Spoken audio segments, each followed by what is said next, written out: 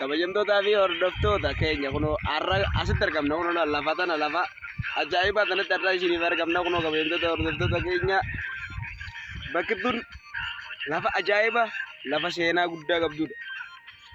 Akkuma agartan gaa kunoo manni kunis mana barumsa Odaa jedhama. Mana barumsa Odaa jedhamudha. Har'a achitti argamna. Viidiyoo itti aantu garuu drama ajaa'ibaatiin qabannee isiniif dhufna. Obsaan nu eeggadhaa. Hangasitti YouTube keenya dhaqaatii subscribe, like, share godhuun hin dagatinaa. Tana akkana yoo tuqxan humaata keessan irraa hin hir'isu. Gaduma tuqi. Laalteen dhiisin tuqi. Daar subscribe wanta diimataa ta'uu san tuqi. Mallattoo bilbilaa san tuqiitii ol irra kaadhu. Viidiyoo teenya